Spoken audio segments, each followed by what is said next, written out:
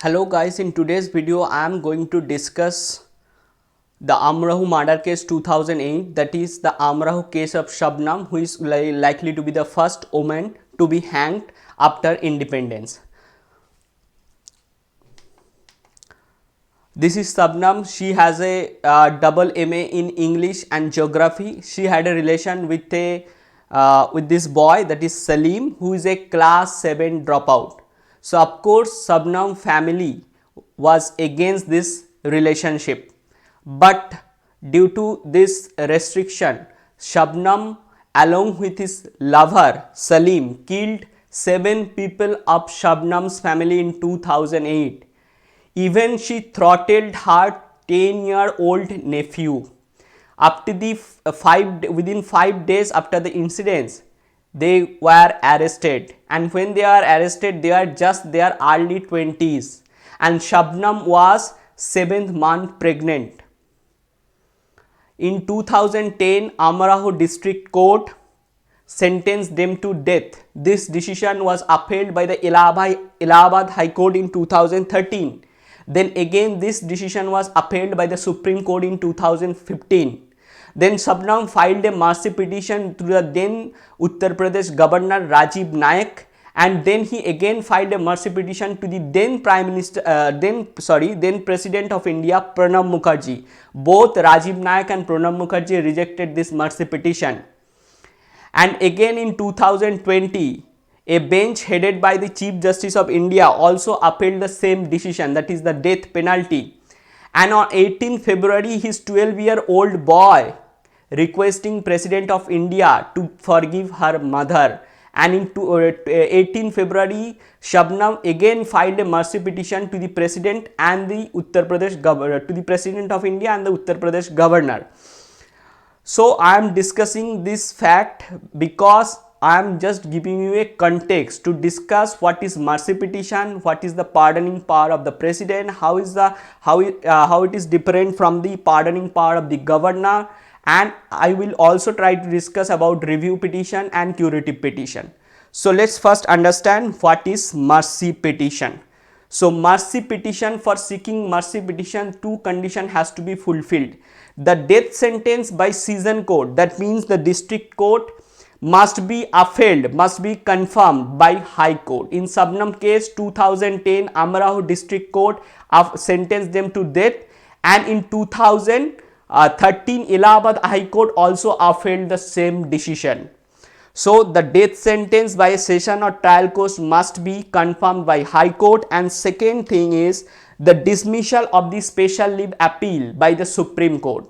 When the superintendent of jail tells the convict that your special leave appeal by the Supreme Court has been rejected, then the convicts can file a mercy petition within 7 days. And mercy petition can be filed at state and central level. State level, governor, and central level, President of India. So mercy petition can be filed to either President of India or the governor of the state concerned. So let's understand what is mercy petition. Under Article 72 of the Indian Constitution, President has the power to pardon, commute, respite, remit, reprieve a person. We will understand the meaning of this term one by one, don't worry about it. And under Article 161, Governor has the power to pardon, commute, respite, remit, reprieve of a person. So let's understand what we mean by pardon. Pardon means it removes both the sentence and conviction and completely absolves the convict from all sentences, disqualification. Suppose in case of Shabnam, if president pardon him, she can live a normal citizen life. Completely removal of his offense, completely removal. Then what is commute? Commute denotes the light substitution of one form of punishment with a lighter one. That means suppose suppose 10-year rigorous imprisonment can be substituted with 10 years normal imprisonment, lighter form, 10 years rigorous imprisonment to 10 year normal imprisonment. Then what is remission? Remission means reducing the period without changing in character. Suppose 10 years rigorous imprisonment can be reduced to 2 years or 5 years rigorous imprisonment, not the normal imprisonment. So the character remains same, but only you can reduce the time period. President and governor can reduce the time period. That is the meaning of remission. And then there is respite. Respite is same as commute, lighter form of punishment, but due to the some special fact, physical disability of the offender or pregnancy of woman offender. So due to this special fact, lesser sentence can be. And what is reprieve? Reprieve means stay of execution, stay of the execution of the sentence, especially of death sentence. Stay on the execution of the death sentence, that is called reprieve. But I have told you that president pardoning power is different from that of governor pardoning power. President can pardon a punishment or a law made by union, a punishment or law made by court martial, that is the military code, or a sentence of death. But in case of governor can only pardon for the when state law is concerned. Union law, governor has no power. In case of court martial, governor has no power to pardon commute. Only when the state law is concerned. In the rape case, state law is also concerned, so in that case governor has power. But in case of union law, only president has the power, governor has no power.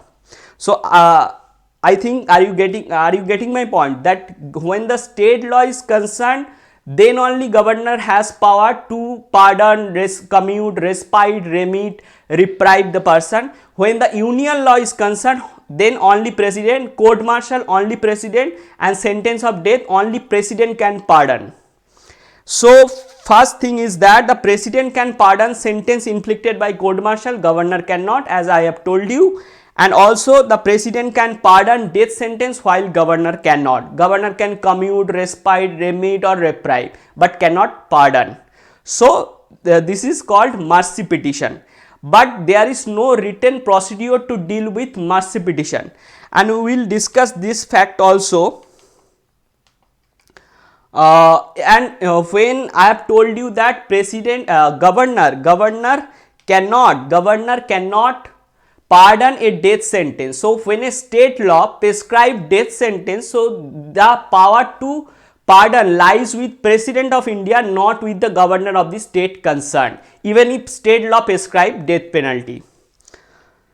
Now let's understand that can president or governor take this decision on their own? This question first arises in the state Dhananjay Chatterjee versus State of West Bengal case 1994. In this particular case, Supreme Court held that this decision cannot be, president or governor cannot take this decision on their own. Rather, they should act on the advice of the cabinet. They should act on the advice tendered by Cabinet of India or Cabinet of the state concerned. But there is no written procedure to deal with mercy petition. But in practice, when someone files a mercy petition to the President of India, then President seeks the advice of the cabinet. Then this petition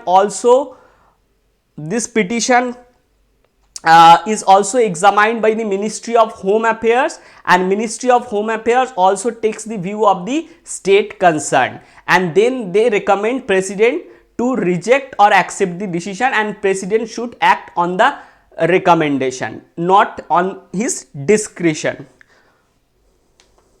So cabinet advice appealed is examined by the Ministry of Home Affairs, and a Ministry of Home Affairs also takes the view of the state concerned.